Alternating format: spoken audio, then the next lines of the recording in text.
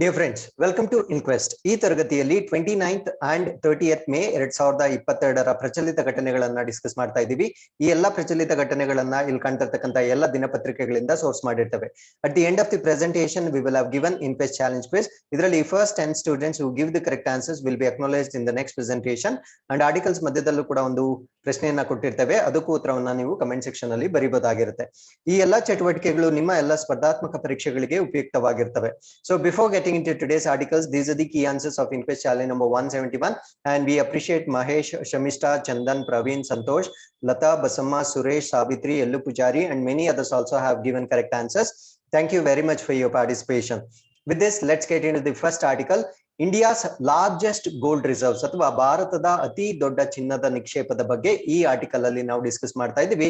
ಆ ಚಿನ್ನದ ನಿಕ್ಷೇಪ ಯಾವ ರಾಜ್ಯದಲ್ಲಿದೆ ಮತ್ತು ಆ ರಾಜ್ಯದ ಯಾವ ಜಿಲ್ಲೆಯಲ್ಲಿದೆ ಮತ್ತು ಒಟ್ಟು ಎಷ್ಟು ಚಿನ್ನವನ್ನ ನಾವು ನೋಡಬಹುದಾಗಿರುತ್ತೆ, ಈ ಒಂದು ಕಾನ್ಸೆಪ್ಟ್ ಬಗ್ಗೆ ನಾವು ಇಲ್ಲಿ ಡಿಸ್ಕಸ್ ಮಾಡ್ತಾ ಬರೋಣ.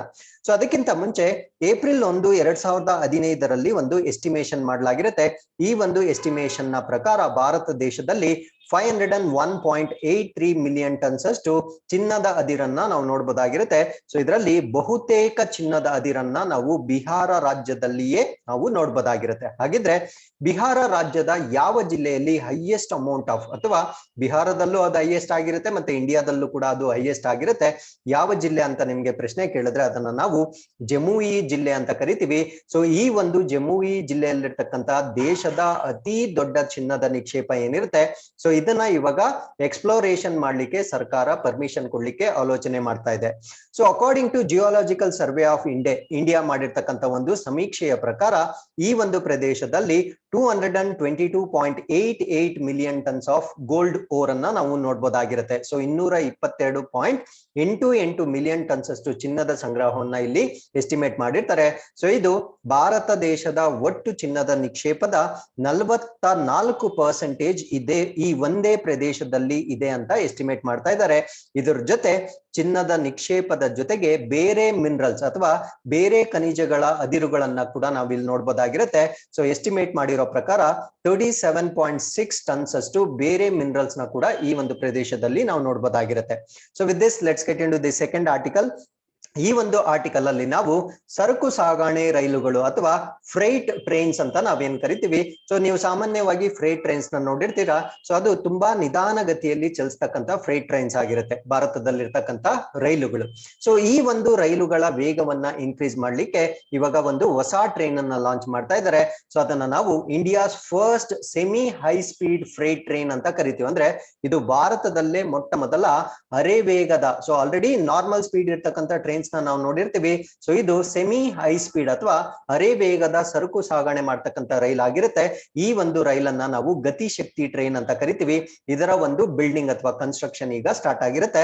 ಸೊ ಇದ್ರ ಬಗ್ಗೆ ನಾವು ಡಿಸ್ಕಸ್ ಮಾಡ್ತಾ ಬರೋಣ. ಸೊ ಈ ಒಂದು ಟ್ರೈನ್ ಡಿಸೆಂಬರ್ 2022ಕ್ಕೆ ಅದರ ಒಂದು ಕನ್ಸ್ಟ್ರಕ್ಷನ್ ಕಂಪ್ಲೀಟ್ ಆಗಿ ಅದು ತನ್ನ ಸೇವೆಯನ್ನ ಸಲ್ಲಿಸಲಿಕ್ಕೆ ಪ್ರಾರಂಭ ಆಗ್ತಕ್ಕಂಥ ಎಲ್ಲ ಒಂದು ಟಾರ್ಗೆಟ್ ಅನ್ನ ಇಟ್ಕೊಂಡಿರ್ತಾರೆ. ಸೊ ಈ ಒಂದು ಟ್ರೈನ್ ನ ನಿರ್ಮಾಣ ಏನಿರುತ್ತೆ, ಇದನ್ನ ಒಂದೇ ಭಾರತ್ ಪ್ಲಾಟ್ಫಾರ್ಮ್ ನ ಆಧಾರದ ಮೇಲೆ ಇದನ್ನ ನಿರ್ಮಾಣ ಮಾಡ್ತಾ ಇದ್ದಾರೆ. ಸೊ ಈ ಒಂದು ಟ್ರೈನಿನ ಹೆಸರೇನು ಅಂತ ಕೇಳಿದ್ರೆ ಗತಿಶಕ್ತಿ ಅಂತ ಜ್ಞಾಪಕ ಇಟ್ಕೊಳ್ಳಿ. ಸೊ ಈ ಗತಿಶಕ್ತಿ ಅನ್ನೋದು ಸೆಮಿ ಹೈ ಸ್ಪೀಡ್ ಫ್ರೈಟ್ ಅಥವಾ ಸರಕು ಸಾಗಣೆ ಮಾಡ್ತಕ್ಕಂಥ ಒಂದು ರೈಲ್ ಆಗಿರಲಿದೆ. ಸೊ ಇದರಲ್ಲಿ ಒಟ್ಟು 16 ಕೋಚ್ ಗಳನ್ನ ನಿರ್ಮಾಣ ಮಾಡಲಾಗ್ತಾ ಇದೆ.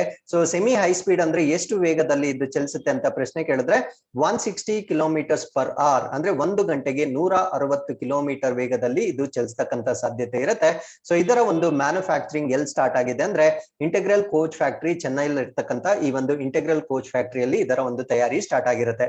So railways plan to target e commerce and courier parcel segment. ಅಂದ್ರೆ ಇತ್ತೀಚೆಗೆ ಈ ಒಂದು ಇ ಕಾಮರ್ಸ್ ಅಂದ್ರೆ ನಾವು ಆನ್ಲೈನ್ ಅಲ್ಲಿ ಏನೇನ್ ಬುಕಿಂಗ್ ಮಾಡ್ತಾ ಇದ್ದೀವಿ, ಅದಾದ್ಮೇಲೆ ಈ ಕೊರಿಯರ್ ಸರ್ವಿಸ್ ಅಂತಕ್ಕಂಥದ್ದು, ಇವೆಲ್ಲ ತುಂಬಾ ವೇಗವಾಗಿ ಬೆಳೀತಾ ಇರ್ತಕ್ಕಂಥ ವಲಯಗಳಾಗಿರುತ್ತೆ. ಸೊ ಇದರ ಒಂದು ಸ್ಪೀಡ್ ಗೆ ಮ್ಯಾಚ್ ಆಗ್ಲಿಕ್ಕೆ ಇವಾಗ ಈ ರೀತಿಯ ಟ್ರೈನ್ ಗಳನ್ನ ಡೆವಲಪ್ ಮಾಡ್ತಾ ಇದ್ದಾರೆ. ಸೊ ಹಾಗಿದ್ರೆ ಇ ಕಾಮರ್ಸ್ ಮಾರ್ಕೆಟ್ ಎಷ್ಟಿದೆ ಭಾರತ ದೇಶದಲ್ಲಿ? ಈ ಕಾಮರ್ಸ್ ಮಾರ್ಕೆಟ್ ಎಷ್ಟಿದೆ ಅಂದ್ರೆ 2024ರ ವೇಳೆಗೆ ಇದು $111 ಬಿಲಿಯನ್ ಅಷ್ಟು ಗ್ರೋತ್ ಗ್ರೋತ್ ಆಗ್ತಕ್ಕಂತ ಸಾಧ್ಯತೆ ಇದೆ. ಮತ್ತೆ 2030ರ ವೇಳೆಗೆ $350 ಬಿಲಿಯನ್ ಅಥವಾ 350 ಶತಕೋಟಿ ತಲುಪತಕ್ಕಂತ ಚಾನ್ಸ್ ಇದೆ.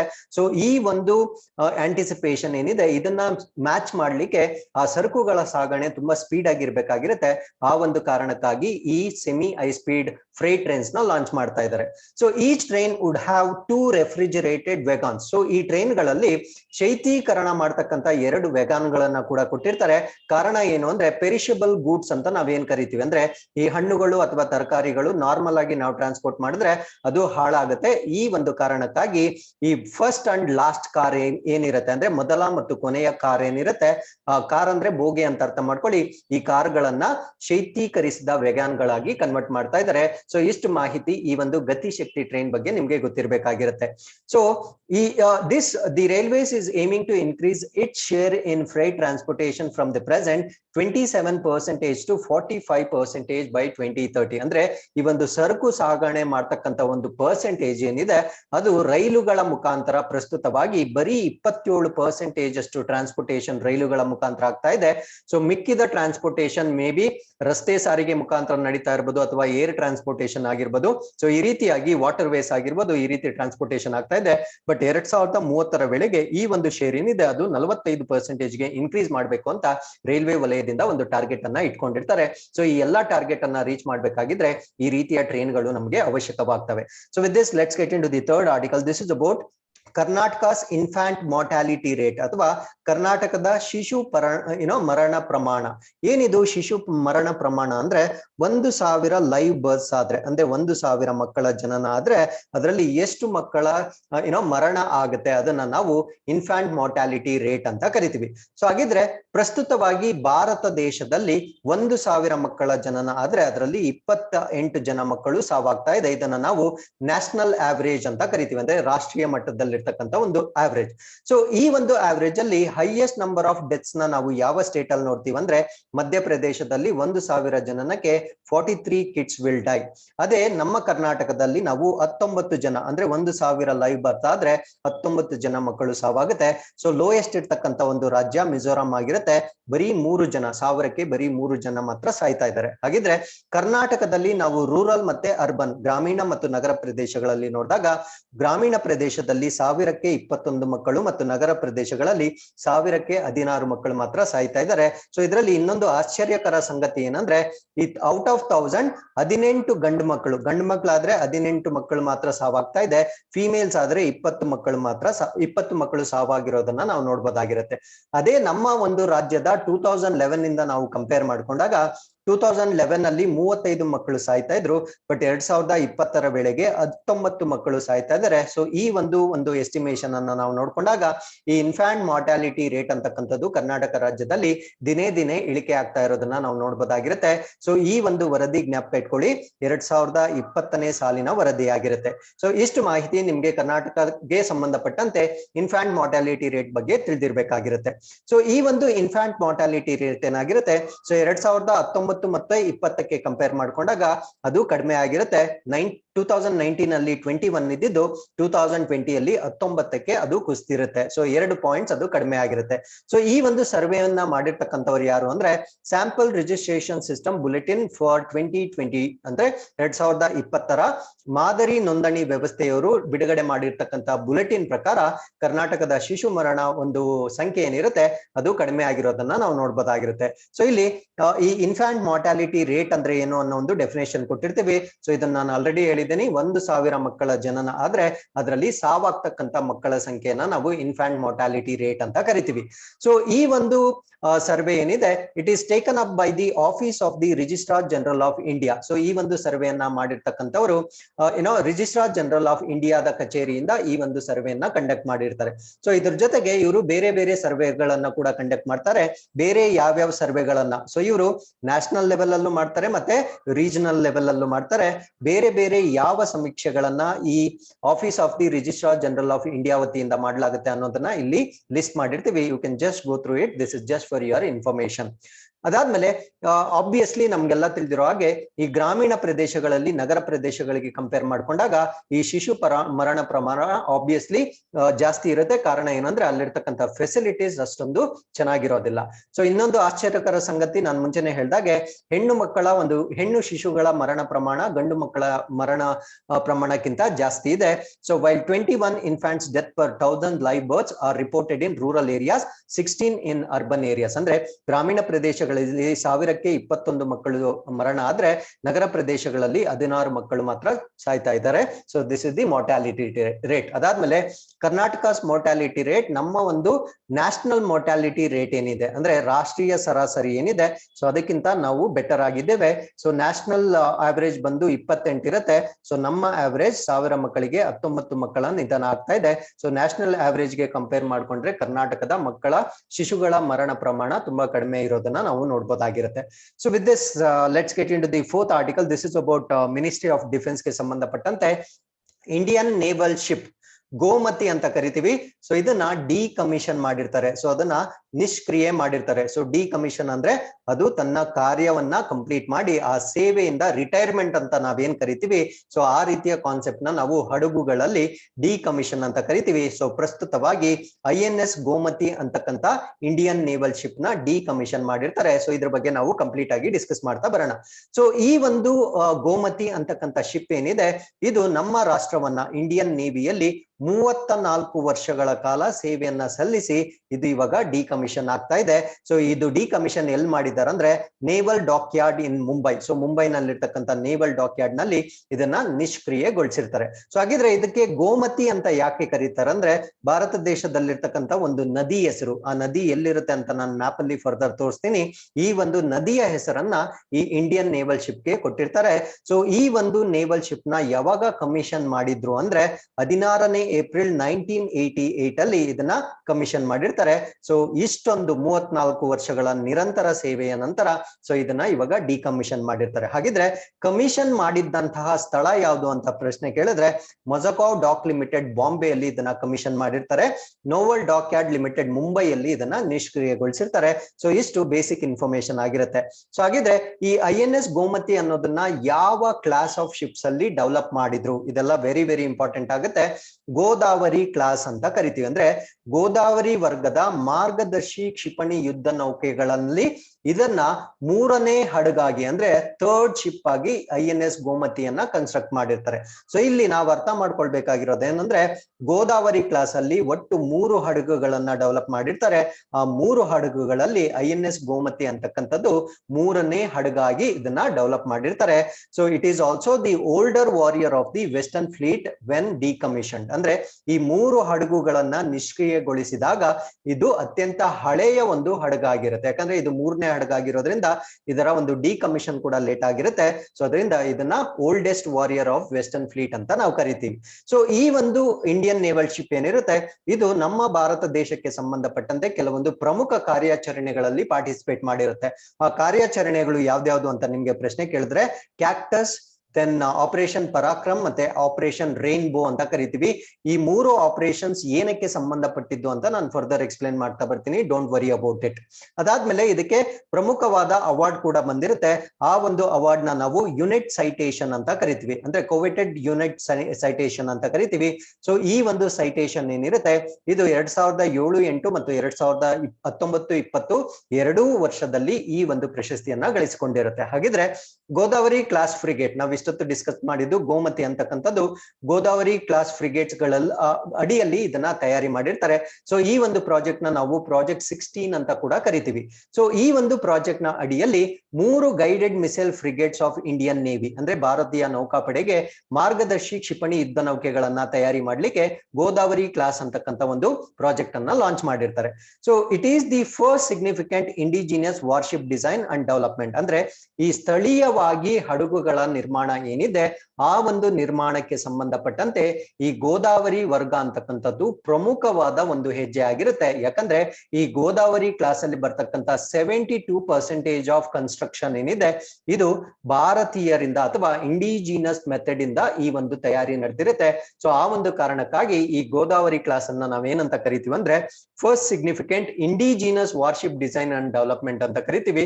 ಸೊ ಸ್ಥಳೀಯವಾಗಿ ಉತ್ಪಾದನೆ ಮಾಡ್ಲಿಕ್ಕೆ ಸ್ಟಾರ್ಟ್ ಮಾಡಿದ್ದು ಈ ಒಂದು ಗೋದಾವರಿ ಕ್ಲಾಸ್ ಇಂದ ನಾವು ನೇರವಾಗಿ ಹೇಳ್ಬೋದಾಗಿರುತ್ತೆ.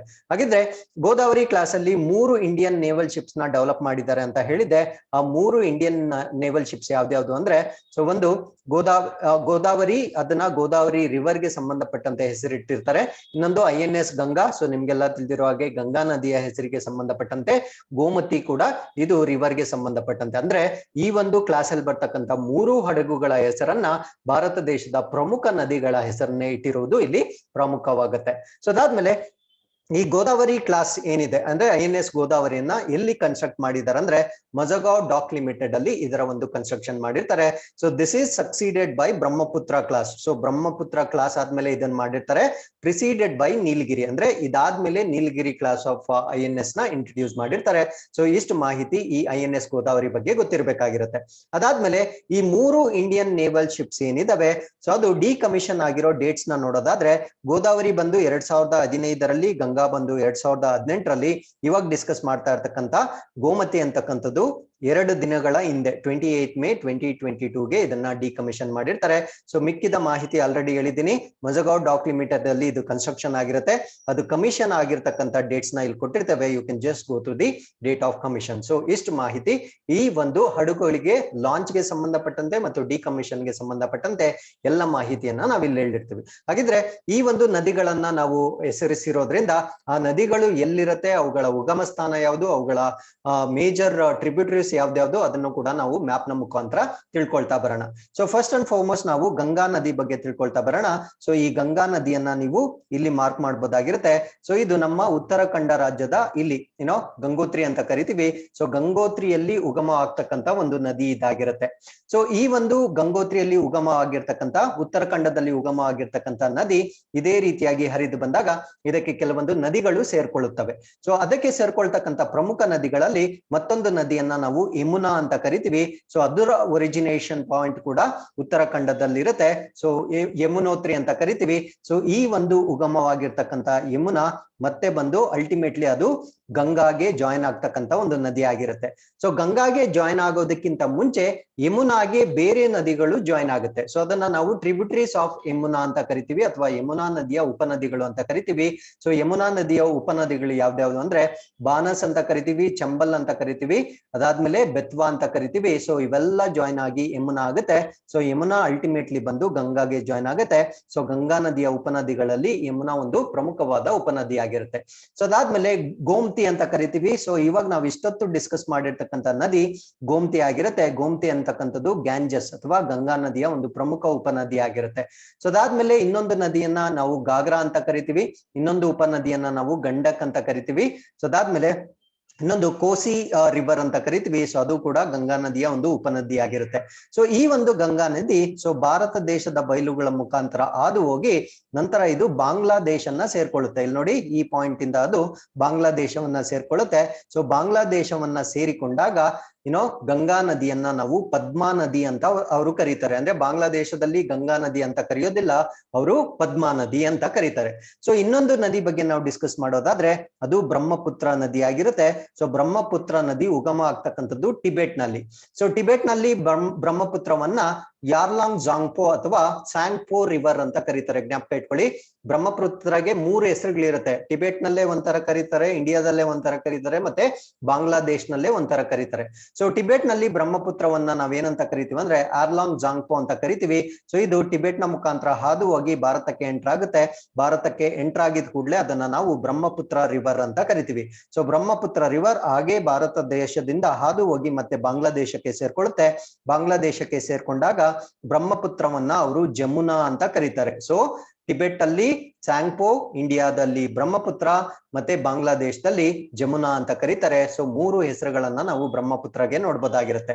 ಸೊ ಅದಾದ್ಮೇಲೆ ಈ ಒಂದು ಬ್ರಹ್ಮಪುತ್ರ ಮತ್ತೆ ಗ್ಯಾಂಜಸ್, ಸೊ ಎರಡೂ ಕೂಡ ಕಂಬೈನ್ ಆಗಿ ಮುಂದೆ ಹರಿಯುತ್ತೆ. ಸೊ ಮುಂದೆ ಹರಿದಾಗ ಅವೆರಡರ ಕಾಂಬಿನೇಷನ್ ನಾವು ಮೇಘನಾ ಅಂತ ಕರಿತೀವಿ. ಸೊ ಈ ಮೇಘನಾ ಅಂತಕ್ಕಂಥದ್ದು ಫೈನಲಿ ಬೇ ಆಫ್ ಬೆಂಗಾಲ್ಗೆ ಎಂಟಿ ಆಗ್ತಕ್ಕಂಥ ಒಂದು ಪದ್ಧತಿ ಇದೆ. ಸೊ ಅದಾದ್ಮೇಲೆ ಬ್ರಹ್ಮಪುತ್ರ ನದಿಗೆ ಸಂಬಂಧಪಟ್ಟಂತೆ ಟ್ರಿಬ್ಯೂಟರೀಸ್ ಅಥವಾ ಉಪನದಿಗಳನ್ನ ನೋಡೋದಾದ್ರೆ ಇಲ್ಲಿ ಲೋಹಿತ್ ಅನ್ನೋ ಒಂದು ಉಪನದಿಯನ್ನ ನಾವು ನೋಡ್ಬೋದಾಗಿರುತ್ತೆ. ಅದಾದ್ಮೇಲೆ ಶುಭಾನ್ಶ್ರೀ ಅನ್ನೋ ಉಪನದಿಯನ್ನ ನೋಡ್ಬೋದಾಗಿರುತ್ತೆ, ಮತ್ತೆ ತೀಸ್ತಾ ಅನ್ನೋ ಉಪನದಿಗಳನ್ನ ನಾವು ನೋಡ್ಬೋದಾಗಿರುತ್ತೆ. ಸೊ ಇಷ್ಟು ಮಾಹಿತಿ. ಸೊ ಇವಾಗ ಡಿಕಮಿಷನ್ ಆಗಿರ್ತಕ್ಕಂಥದ್ದು ಗೋಮತಿ ಅಂತಕ್ಕಂಥ ಒಂದು ಹೆಸರಿನ ಒಂದು INS Indian naval ship decommission ಆಗಿರೋದನ್ನ ನಾವಿಲ್ಲಿ ನೋಡ್ಬೋದಾಗಿರುತ್ತೆ. ಸೊ ಅದಾದ್ಮೇಲೆ ಇನ್ನೊಂದು ಹೆಸರು ಕೂಡ ಇತ್ತು. ಸೊ ಅದು ಗೋದಾವರಿ, INS ಗೋದಾವರಿ ಅಂತ ಹೆಸರು ಮಾಡಿದ್ರು.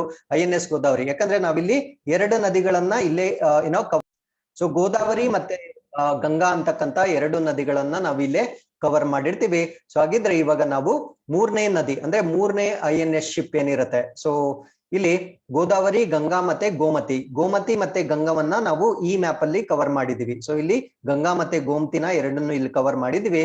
ಸೊ ಇನ್ನೊಂದು ನದಿ, ಸೊ ಹಾಗಿದ್ರೆ ಈ ಒಂದು ಮ್ಯಾಪ್ ಗೆ ಸಂಬಂಧಪಟ್ಟಂತೆ ನಾವು ಕೇಳ್ತಾ ಇರ್ತಕ್ಕಂಥ ಪ್ರಶ್ನೆ ಏನಂದ್ರೆ, there is a question for you, what is the origin point of Brahmaputra river? So Brahmaputra ನದಿಯ ಒಂದು ಉಗಮ ಸ್ಥಾನ ಯಾವುದು ಅನ್ನೋದನ್ನ ನೀವು ಕಮೆಂಟ್ ಸೆಕ್ಷನ್ ಅಲ್ಲಿ ನಮ್ಗೆ ತಿಳಿಸಬಹುದಾಗಿರುತ್ತೆ. ಹಾಗಿದ್ರೆ 3ನೇ INS ನ ಅವರು INS ಗೋದಾವರಿ ಅಂತ ಕರೀತಾ ಇದ್ರು. ಸೊ ಇದು ಮಹಾರಾಷ್ಟ್ರದಲ್ಲಿ ಉಗಮ ಆಗ್ತಕ್ಕಂಥ ಒಂದು ನದಿ ಆಗಿರುತ್ತೆ. ಸೊ ಇದರ ಒಂದು ಉಗಮ ಸ್ಥಾನವನ್ನ ನಾವು ತ್ರೈಂಬಕ್ ಅಂತ ಕರಿತೀವಿ. ಸೊ ಇಲ್ಲಿ ಈ ಪಾಯಿಂಟ್ ಅಲ್ಲಿ ಅದು ಉಗಮ ಆಗುತ್ತೆ. ಸೊ ತ್ರೈಂಬಕ್ ನದಿ ಇದೇ ರೀತಿ ಮಹಾರಾಷ್ಟ್ರದ ಮುಖಾಂತರ ಅದು ಹರಿದು ಹೋಗಿ ಫೈನಲಿ ಅದು ರಾಜಮಂಡ್ರಿ, ಆಂಧ್ರ ಪ್ರದೇಶದ ರಾಜಮಂಡ್ರಿಯ ಮುಖಾಂತರ ಹರಿದು ಹೋಗಿ ಬೇ ಆಫ್ ಬೆಂಗಾಲ್ಗೆ ಎಂಟಿ ಆಗುತ್ತೆ. ಹಾಗಿದ್ರೆ ಈ ಒಂದು ಗೋದಾವರಿ ನದಿಯ ಉಪನದಿಗಳು ಯಾವ್ದ್ಯಾವ್ದು ಅಂತ ಕೇಳಿದ್ರೆ, Purna river, then Wardha river, Wainganga, then Indravati ಅಂತ ಕರಿತೀವಿ, ಸಬರಿ ಅಂತ ಕರಿತೀವಿ, ಮತ್ತೆ ಮನ್ಯಾರ್ ಅಂತ ಕರಿತೀವಿ, ಅದಾದ್ಮೇಲೆ ಮಂಜೀರಾ ರಿವರ್ ಅಂತ ಕರಿತೀವಿ. ಸೊ ಈ ಎಲ್ಲಾ ರಿವರ್ಸ್ ಬಂದು ಈ ಒಂದು ಗೋದಾವರಿ ರಿವರ್ ಗೆ ಸಂಬಂಧಪಟ್ಟಂತೆ ಇರ್ತಕ್ಕಂಥ ಉಪನದಿಗಳಾಗಿರುತ್ತೆ. So with this let us understand, ಈ ಒಂದು INS ಗೋಮತಿ ಅಂತಕ್ಕಂಥದ್ದು 3 ಪ್ರಮುಖ ಕಾರ್ಯಾಚರಣೆಗಳಲ್ಲಿ ಪಾರ್ಟಿಸಿಪೇಟ್ ಮಾಡಿತ್ತು ಅಂತ ಡಿಸ್ಕಸ್ ಮಾಡಿದ್ವಿ. ಅದರಲ್ಲಿ ಮೊದಲನೇ ಕಾರ್ಯಾಚರಣೆಯನ್ನ ನಾವು ಆಪರೇಷನ್ ಕ್ಯಾಕ್ಟಸ್ ಅಂತ ಕರಿತೀವಿ. ಸೊ ಇದು 1988ರಲ್ಲಿ ನಡೆದಿರ್ತಕ್ಕಂಥ ಒಂದು ಆಪರೇಷನ್ ಆಗಿರುತ್ತೆ. ಇದು ಯಾವ ರಾಷ್ಟ್ರಕ್ಕೆ ಸಂಬಂಧಪಟ್ಟಿದ್ದು ಅಂದ್ರೆ ಮ್ಯಾಲ್ಡೀವ್ಸ್ಗೆ ಸಂಬಂಧಪಟ್ಟಿರ್ತಕ್ಕಂಥ ಒಂದು ಕಾರ್ಯಾಚರಣೆ ಆಗಿರುತ್ತೆ.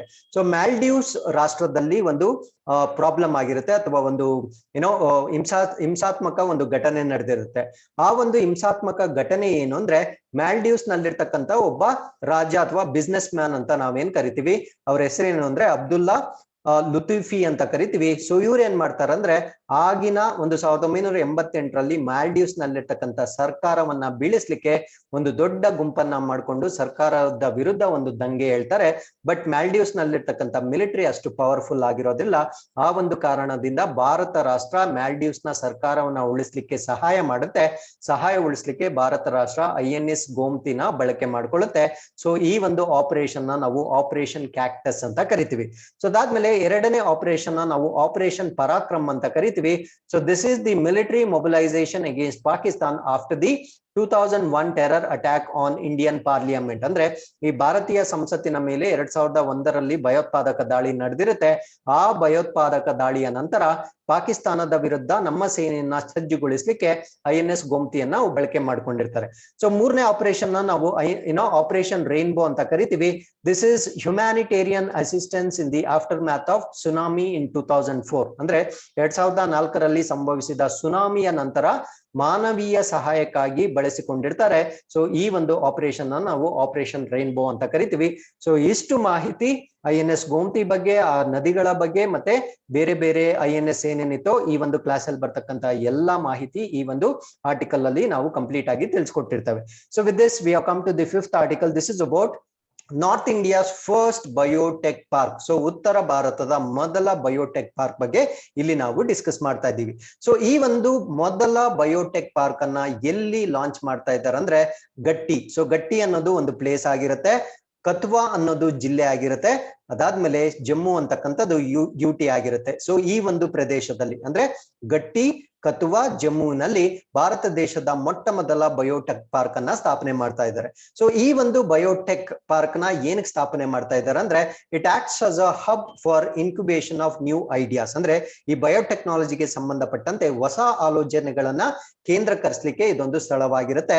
ಅದಾದ್ಮೇಲೆ ಅಗ್ರಿಕಲ್ಚರಲ್ ಎಂಟರ್ಪ್ರಿನರ್ಸ್ ಇರ್ಬೋದು, ಅದಾದ್ಮೇಲೆ ವಿಜ್ಞಾನಿಗಳು, ಸೈಂಟಿಸ್ಟ್ ಇರ್ಬೋದು, ಸ್ಟೂಡೆಂಟ್ಸ್ ಇರ್ಬೋದು, ಸ್ಕಾಲರ್ಸ್ ಇರ್ಬೋದು, ಈ ಒಂದು ಬಯೋಟೆಕ್ನಾಲಜಿಗೆ ಸಂಬಂಧಪಟ್ಟಂತೆ ಯಾರೇ ಸ್ಟೇಕ್ ಹೋಲ್ಡರ್ಸ್ ಇರ್ಬೋದು ಅವರು ಒಂದು ರಿಸರ್ಚ್ ನಡೆಸಲಿಕ್ಕೆ ಇದೊಂದು ವೇದಿಕೆ ಆಗಲಿದೆ. ಸೊ ಅದನ್ನ ನಾವು north India's first industrial biotech park ಅಂತ ಕರಿತೀವಿ. ಸೊ ಇದರಲ್ಲಿ ಪ್ರಮುಖವಾಗಿ ಈ ಒಂದು ಸ್ಥಳದ ಬಗ್ಗೆ ನಿಮ್ಗೆ ಪ್ರಶ್ನೆ ಆಗ್ಬೋದು.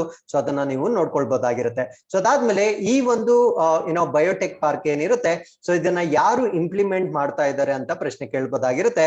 ಸೊ ಇದನ್ನ ಇಂಪ್ಲಿಮೆಂಟ್ ಮಾಡ್ತಾ ಇರ್ತಕ್ಕಂಥವ್ರು CSIR Indian institute of integrative medicine Jammu ಅಂತ ಕರಿತೀವಿ. CSIR ಫುಲ್ ಫಾರ್ಮ್ ಏನು ಅಂದ್ರೆ council of scientific and industrial research Indian institute of integrative medicine ಅಂತ ಕರಿತೀವಿ. ಇವರ ವತಿಯಿಂದ ಈ ಒಂದು ಪ್ರಯೋಗಾಲಯವನ್ನ ಅಥವಾ ಪ್ಲಾಟ್ಫಾರ್ಮ್ ಅನ್ನ ಸ್ಥಾಪನೆ ಮಾಡ್ತಾ ಇದ್ದಾರೆ. ಸೊ ಈ ಒಂದು ಪಾರ್ಕ್ ಏನಿರುತ್ತೆ ಅದರಲ್ಲಿ herbal extractions, fermentation, analytical lab, distillation, micro propagation, plant tissue culture ಅಥವಾ ಸಸ್ಯ ಅಂಗಾಂಶ ಕೃಷಿ ಆಗಿರ್ಬೋದು, ಸೂಕ್ಷ್ಮ ಪ್ರಸರಣ, ವಿಶ್ಲೇಷಣಾತ್ಮಕ ಪ್ರಯೋಗಾಲಯಗಳು ಮತ್ತೆ ಗಿಡ ಮೂಲಿಕೆಗಳಿಗೆ ಸಂಬಂಧಪಟ್ಟಂತೆ ಎಲ್ಲ ಸೌಲಭ್ಯಗಳನ್ನ ಈ ಬಯೋಟೆಕ್ ಪಾರ್ಕ್ ಅಲ್ಲಿ ನಾವು ನೋಡ್ಬೋದಾಗಿರುತ್ತೆ. So with this we have come to the 5th article. This is about new monkey. So ಒಂದು ಮಂಕಿ ಅಥವಾ ಮಂಗ ಇರುತ್ತೆ. ಸೊ ಇದಕ್ಕೆ ಒಂದು ಹೊಸ ನೇಮ್ ಅನ್ನ ಕೊಟ್ಟಿರ್ತಾರೆ. ಆ ಒಂದು ಹೊಸ ನೇಮ್ ಅನ್ನ ಯಾವ ಆಧಾರದ ಮೇಲೆ ಕೊಟ್ಟಿರ್ತಾರೆ ಅಂದ್ರೆ ಅರುಣಾಚಲ ಪ್ರದೇಶದಲ್ಲಿ ಒಂದು ಮೌಂಟೇನ್ ಪಾಸ್ ಇರುತ್ತೆ. ಆ ಮೌಂಟೇನ್ ಪಾಸ್ ನ ಹೊಸ ಹೆಸರನ್ನ ಈ ಒಂದು ಮಂಗಕ್ಕೆ ಕೊಟ್ಟಿರ್ತಾರೆ. ಸೊ ಆ ಒಂದು ಮೌಂಟೇನ್ ಪಾಸ್ ಅಥವಾ ಹೆಸರೇನಂದ್ರೆ ಸೆಲಾ ಮೆಕಾಕ್ ಅಂತ ಕರಿತೀವಿ. ಸೊ ಇದ್ರ ಬಗ್ಗೆ ನಾವು ಕಂಪ್ಲೀಟ್ ಆಗಿ ಡಿಸ್ಕಸ್ ಮಾಡ್ತಾ ಬರೋಣ. New species of old world monkey ಅಂದ್ರೆ ಅದು ಇತ್ತೀಚೆಗೆ ಡಿಸ್ಕವರಿ ಆಗಿರ್ತಕ್ಕಂಥ ಮಂಕಿ ಅಲ್ಲ, ಒಂದು ಹಳೆಯದಾದ ಮಂಕಿ ಆಗಿರುತ್ತೆ. ಬಟ್ ಇಷ್ಟು ದಿನ ಆಲ್ರೆಡಿ ಇನ್ನೊಂದು ಮಂಕಿ ಇತ್ತು, ಅದೇ ಜಾತಿ ಅಂತ ಕನ್ಫ್ಯೂಸ್ ಆಗಿದ್ರು. ಬಟ್ ಇವಾಗ ಅದರಲ್ಲಿ ಒಂದು ಟೈಲ್ ಅಥವಾ ಬಾಲಕ್ಕೆ ಸಂಬಂಧಪಟ್ಟಂತೆ ಕೆಲವೊಂದು ವ್ಯತ್ಯಾಸಗಳನ್ನ ಗುರುತಿಸಿ ಇದು ಹೊಸ ಸ್ಪೀಶೀಸ್ ಆಫ್ ಅಂತ ಮಂಕಿ ಅಂತ ರೀನೇಮ್ ಮಾಡಿ ಅದಕ್ಕೆ ಅರುಣಾಚಲ ಪ್ರದೇಶದಲ್ಲಿರ್ತಕ್ಕಂಥ ಒಂದು ಮೌಂಟೇನ್ ಪಾಸ್ ಸೆಲಾ ಅನ್ನೋ ಒಂದು ಹೆಸರನ್ನ ಕೊಟ್ಟಿರ್ತಾರೆ. ಈ ಸೆಲಾ ಅಂತಕ್ಕಂಥದ್ದು ಸಿ ಲೆವೆಲ್ ಇಂದ, ಸಮುದ್ರ ಮಟ್ಟದಿಂದ 13,700 ಅಡಿಗಳ ಎತ್ತರದಲ್ಲಿರ್ತಕ್ಕಂಥ ಒಂದು ಮೌಂಟೇನ್ ಪಾಸ್ ಆಗಿರುತ್ತೆ. ಸೊ ಈ ಒಂದು ಸೆಲಾ ಮಕ್ಯಾಕ್ ಅಂತಕ್ಕಂಥದ್ದನ್ನ ಇದನ್ನ ಐಡೆಂಟಿಫೈ ಮಾಡಿರ್ತಕ್ಕಂಥವ್ರು ಯಾರು ಅಂತ ಪ್ರಶ್ನೆ ಕೇಳಿದ್ರೆ zoological survey of India and university of Calcutta. So ಈ ಒಂದು ಕಲ್ಕತ್ತಾ ವಿಶ್ವವಿದ್ಯಾನಿಲಯದ ತಜ್ಞರು ಮತ್ತು ಝೂಲಾಜಿಕಲ್ ಸರ್ವೆ ಆಫ್ ಇಂಡಿಯಾ ಇವರಿಬ್ಬರು ಒಟ್ಟಿಗೆ ಸೇರಿ ಈ ಒಂದು ಮಂಕಿ ಇದು ಬೇರೆ ಮಂಕಿಗಳಿಗಿಂತ ಭಿನ್ನವಾಗಿದೆ ಅನ್ನೋದನ್ನ ಇವರು ಡಿಸ್ಕವರ್ ಮಾಡಿರ್ತಾರೆ. ಸೊ ಅದಾದ್ಮೇಲೆ ಇದರ ಒಂದು ಫೈಲೋಜೆನೆಟಿಕ್ ಅನಾಲಿಸಿಸ್ ಅಂತ ಕರಿತೀವಿ. ಸೊ ಫೈಲೋಜೆನೆಟಿಕ್ ಅನಾಲಿಸಿಸ್ ಅಂದ್ರೆ ಏನು ಅಂತ ನಾನು ಫರ್ದರ್ ಎಕ್ಸ್ಪ್ಲೇನ್ ಮಾಡ್ತಾ ಬರ್ತೀನಿ. ಈ ಫೈಲೋಜೆನೆಟಿಕ್ ಅನಾಲಿಸಿಸ್ ನ ಪ್ರಕಾರ ಇದಕ್ಕಿಂತ ಮುಂಚೆ ಅರುಣಾಚಲ್ ಪ್ರದೇಶದಲ್ಲಿರ್ತಕ್ಕಂಥ ಒಂದು ಮಂಕಿ ಅದನ್ನ ನಾವು ಅರುಣಾಚಲ್ ಮಕ್ಯಾಕ್ ಅಂತ ಕರಿತೀವಿ. ಸೊ ಈ ಒಂದು ಅರುಣಾಚಲ್ ಮಕ್ಯಾಕ್ ಗಿಂತ ಇದು ಭಿನ್ನವಾಗಿದೆ, ಸೇಲಾ ಮಕ್ಯಾಕ್ ಅನ್ನೋದು ಭಿನ್ನವಾಗಿದೆ ಅಂತ ಡಿಸ್ಕವರ್ ಮಾಡಿರ್ತಾರೆ. ಸೊ ಮುಂಚೆ ಈ ಸೇಲಾ ಮಕ್ಯಾಕ್ ಅನ್ನು ಕೂಡ ಈ ಅರುಣಾಚಲ್ ಮಕ್ಯಾಕ್ ಅಂತ ಅವರು ಕನ್ಫ್ಯೂಸ್ ಆಗಿದ್ರು. ಇವಾಗ ಅರುಣಾಚಲ್ ಮಕ್ಯಾಕೆ ಬೇರೆ ಮತ್ತೆ ಸೇಲಾ ಮಕ್ಯಾಕೆ ಬೇರೆ ಅಂತ ಡಿಸ್ಕವರ್ ಮಾಡಿರ್ತಾರೆ. ಇದು ಬೇರೆ ಬೇರೆ ಸ್ಪೀಶೀಸ್ ಆಗಿರ್ಲಿಕ್ಕೆ ಕಾರಣ ಜಿಯೋಗ್ರಾಫಿಕಲ್ ಸಪರೇಷನ್ ಅಥವಾ ಭೌಗೋಳಿಕವಾಗಿ ಅವು ಪ್ರತ್ಯೇಕವಾಗಿರೋದು ಕಾರಣ ಅಂತ ಇಲ್ಲಿ ಹೇಳಲಾಗ್ತಾ ಇದೆ.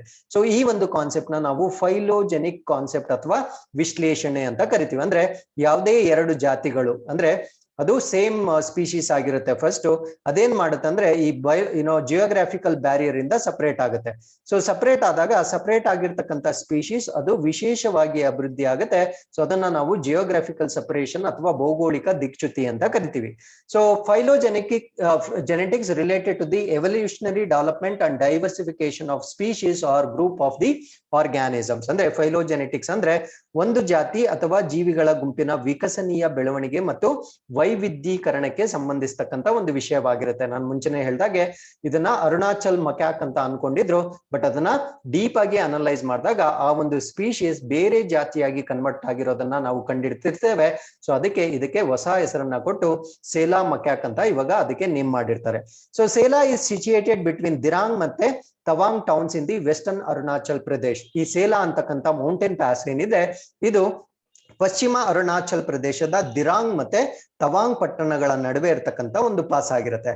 ಹಾಗಿದ್ರೆ ಈ ಸೇಲಾ ಮಕ್ಯಾಕ್ ಯಾವ ರೀತಿ ಭಿನ್ನವಾಗಿದೆ ಅಂದ್ರೆ, the tail is longer than Tibetan, Assamese, Arunachal Pradesh and white cheek macaque. ಅಂದ್ರೆ ಇಲ್ಲಿ ನಾನು ಮೆನ್ಷನ್ ಮಾಡಿರ್ತಕ್ಕಂತ ಎಲ್ಲಾ ಮಂಗಗಳಿಗೆ ಕಂಪೇರ್ ಮಾಡಿದಾಗ ಸೇಲಾ ಮಂಗ ಏನಿರುತ್ತೆ ಅದರ ಬಾಲ ಉದ್ದವಾಗಿರೋದನ್ನ ನಾವು ನೋಡ್ಬೋದಾಗಿರುತ್ತೆ.